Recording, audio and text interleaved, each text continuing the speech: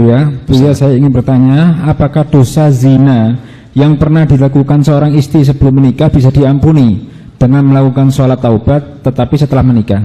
Apakah 8 pintu surga seorang istri masih terbuka karena dosa tersebut, Buya? Mohon penjelasannya. Baik, masalah zina, semoga Allah menjauhkan kita dari zina. Zina itu kehinaan, hanya orang rendah yang berzina. Maka jika ada seorang hamba teruji dengan perzinaan, maka dia telah terendahkan. Susah melakukan zina kecuali bagi orang rendah. Semoga yang pernah kepleset dalam zina Allah ampuni dan Allah beri kesadaran. Sebelumnya saya kasih kisah. Ada namanya Hindun, Sayyidah Hindun. Itu adalah seorang wanita yang pernah menyuruh Wahsy membunuh Sayyidina Hamzah. Membayar Wahsy, wahai Wahsy, bunuh Hamzah, karena begitu marahnya kepada Rasulullah dan dendamnya kepada Nabi Muhammad. Akhirnya Wahsy membunuh Hamzah. Dan begitu marahnya sang Hindun tersebut, sebelum masuk Islam itu dibelah dadanya Imam Sayyidina Hamzah dan digigit hatinya, sehingga digelari Hindun Akilatul Akbat, Hindun yang makan hatinya Sayyidina Hamzah. Tapi ternyata Allah yang Maha Kasih, pandangannya Hindun kepada Rasulullah berubah suatu ketika menjadi pandangan hormat, sehingga karena pandangannya sudah tidak pandangan musuhan dengan Nabi Muhammad, Allah kirim hidayah, Hindun masuk Islam. Di saat Hindun masuk Islam bersama para wanita datang ke Rasulullah. Di saat datang ke Rasulullah, Rasulullah ingat Hindun. Hindun, Nabi Muhammad menyapa, kau Hindun? Iya ya Rasulullah. Baik, kau datang dengan wanita semua dan kaum wanita? Iya Rasulullah, kami datang dengan kaum wanita. Baik, kalau begitu wahai kaum wanita, berbaikatlah kalian, berjanjilah kalian. Ya Rasulullah, berjanji apa ya Rasulullah? Berjanjilah kalian untuk tidak menyekutukan Allah. Kami berjanji untuk tidak menyekutukan Allah. Apalagi ya Rasulullah? Berjanjilah kalian untuk tidak mencuri. Kami berjanji untuk tidak mencuri. Apalagi ya Rasulullah? Berjanjilah kalian untuk tidak minuman keras. Kami berjanji untuk tidak minuman keras. Apalagi ya Rasulullah? Berjanjilah kalian untuk tidak berzina. Diam.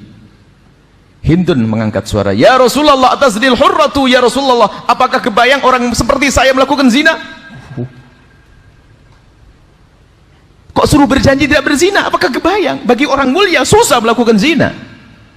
Wanita mulia susah melakukan zina. Baik. Akan tapi mungkin ada orang yang kepleset dalam zina. Artinya seperti itu. Jadi harus tahu kemuliaan diri. Susah melakukan zina. Nggak gampang melakukan zina. Karena seorang wanita yang melakukan zina, dia rela direndahkan, digagai, direndahkan oleh kaum laki-laki. Rendah tanpa harus dengan akad dan sebagainya. Tapi ketahuilah, Allah Maha luas dengan pengampunnya. Mungkin ada di antara yang mendengar suara ini, mungkin, dan semoga tidak ada. Mungkin ada yang pernah kepleset dalam zina. Allah Maha luas dengan pengampunannya.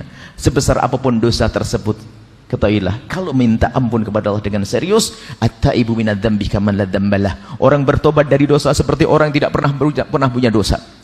Apalagi dosa terjadi dulu pada masa mudanya. Akan tapi urusan perzinaan secara tobatnya yang pertama adalah sembunyikan dari manusia. Jangan sampaikan kepada siapapun dari bangsa manusia. Manusia tidak bisa mengampuni, manusia hanya bisa mencaci dan menghinakan kita. Anda kalau ada pernah kepleset, tutup aib tersebut. Jangan ceritakan kepada siapapun. Jangan kepada calon suami, jangan kepada siapapun. Tutup. Ada seorang datang ke Rasulullah, ya Rasulullah, halaktu wa qad zanaitu fatahhirni. Ma'is. Ya Rasulullah, aku kepleset dalam zina, sucikan aku ya Rasulullah. Nabi mengatakan, la'allaka lamasta. Mungkin kamu tidak sampai zina. Dialihkan Nabi, mungkin hanya bersentuhan saja. Tidak ya Rasulullah, aku berzina. La'allaka qabbalta. Mungkin kamu hanya mencium saja. Tidak ya Rasulullah, aku melakukan. La'allaka fakhatta. Mungkin di antara dua paha saja. Tidak ya Rasulullah, aku melakukannya. Baru setelah yang keempat, ditegakkan hukum kepadanya. Artinya apa? Urusan perzinaan hendaknya kita tutup, sebab aibnya zina bukan seperti yang lainnya. Orang kafir masuk Islam mu'allaf, cucu masih bisa bangga, ayahku mu'allaf, kakekku mu'allaf. Tapi kalau seorang cucu punya kakek berzina, akan nempel aib itu di jidatnya sampai kapanpun. Maka takutlah kepada zina. Ada pintu halal, kenapa harus masuk zina? Tapi apapun bentuknya, mungkin ada orang yang pernah kepleset dalam zina. Anda bertobat, minta ampun kepada Allah. Syarat tobat yang pertama urusan zina, jangan cerita kepada siapapun dari bangsa manusia. Kalau Anda pernah bercerita, sudah cukup untuk dia saja yang tahu. Selebihnya jangan.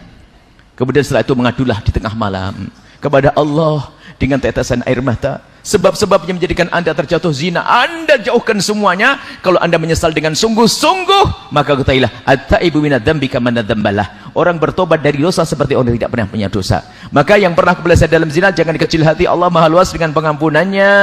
Dengan catatan kita memang rindu pengampunan dari Allah, mengadu kepada Allah. Sebanyak apapun zina yang pernah dilakukan, sebesar apapun dosa yang pernah dilakukan, maka ketahuilah kalau sudah tobat Allah akan ampuni. Allah akan ampuni. Maka jangan gampang cerita tentang masa lalu yang busuk, masa lalu hina. Yang lalu biar berlalu. Menangis kepada Allah bisa diampuni, bertanya. Apalagi itu kejadian sudah lama. Akan tapi lebih dari itu yang perlu kami ingatkan, yang sudah menikah. Seorang wanita zaman ini kami mendapatkan pengaduan mengerikan sekali, wanita-wanita gara-gara ada WA grup teman SMA mulai tergoda keluar dari kesetiaan kepada suaminya. Ini banyak, ada yang terjadi.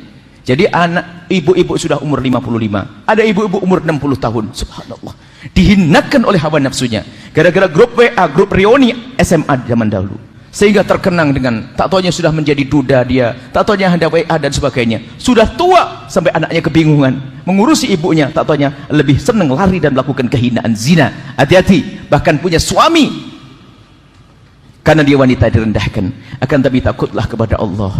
Jaga kalau punya grup WA, hati-hati. Jika ada yang mengajak masuk neraka, jangan mau. Urusan syahwat itu ya, jangan sampai masuk kepada pintu zina, jangan dekati zina. Naudzubillah. Kadang belum tentu orang tersebut lebih bagus, akan tapi setan yang menjadikan bagus. Mungkin suaminya lebih segala-galanya, cuman gara-gara seorang perempuan tidak pernah menjaga matanya, sehingga dia akan tergoda lalu melakukan keharaman dengan laki-laki lain yang mungkin lebih rendah dari segala-galanya, akhlaknya, kegantengannya dan segalanya.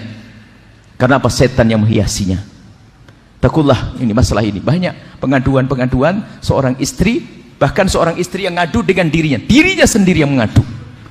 Dia tiba-tiba berkata, "Buya, kenapa saya masih sudah punya suami, tiba-tiba kalau saya terpesona dengan kawan lamaku dan saya susah menghilangkan kenangan itu. Saya tiba-tiba ingat sampai saya dengan suami saya kurang mengabdi."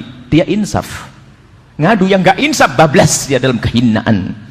Begitu juga kaum laki-laki, hati-hati, jangan gampang melihat yang haram, menjadikan sebab di rumah kita tidak indah. Mata laki-laki yang sering nonton yang haram, film porno, lihat perempuan buka aurat dan sebagainya, itu menjadikan kurang semangat dengan yang halal di rumahnya. Karena dia telah dikuasai oleh hayalan-hayalannya yang tidak ada pada istrinya, dan itu menjadi sebab kurangnya keindahan dalam rumah tangga. Maka jaga mata kita, jangan masuk wilayah zina, jangan mendekati zina dengan nonton film-film kotor dan seterusnya. Inilah ya, insya Allah Maha Pengampun. Allah Maha Pengampun. Yang pernah kepleset dalam zina segera ngadu kepada Allah, minta ampun, dan jangan ceritakan kepada siapapun dari bangsa manusia. Cukup antara anda dengan Allah, selesai. Bahkan tidak disunahkan kalau seandainya ada negara Islam, tidak disunahkan kita ikrar untuk dicambuk dan dirajam, nggak disunahkan. Disunahkan untuk menutup. Kenapa? Ini lebih aman. Kenapa? Dia tidak hidup sendiri. Agar apa? Agar anaknya tetap terhormat, agar keluarganya tetap terhormat. Tapi kalau sudah dia dirajam, biarpun dirajam itu masuk surga, maka keluarganya akan berkata, "Oh, nenekmu ya itu, ibumu ya itu." Di zaman sekarang tidak mustahil ada orang merendahkan. Pada zaman Nabi ada waktu kisah Ghamidiyah itu. Setelah dirajam oleh Rasulullah, mati, dirajam, ada sebagian berkata, "Mici, mati dalam keadaan dirajam karena zina." Direndahkan. Nabi marah. Kalau seandainya ditimbang tobatnya perempuan ini dengan amalnya ahli Madinah, niscaya lebih besar beratnya tobatnya wanita ini. Artinya tidak boleh direndahkan kalau orang bertobat. Hati-hati. Kemudian setelah itu, tolong jangan sekali-kali membicarakan orang berzina, menggunjing orang berzina, dosanya besar sekali. Naudzubillah. Khawatir kita diuji oleh Allah dengan kehinaan yang serupa. Kalau anda mendengar berita perzinahan, bahkan kalau ada orang bercerita kepada anda tentang perzinahan, tutup, biar kita saja yang tahu, selesai, jangan cerita ke siapapun. Inilah cara bertobat dari zina. Semoga Allah menjauhkan kita dari zina. Ada pintu halal, ada cara nikah yang gampang. Kalau belum berani resepsi, ya yang gratisan, ya nggak pakai resepsi dulu lah. Yang penting nyembelih ayam kayak gitu sudah beres.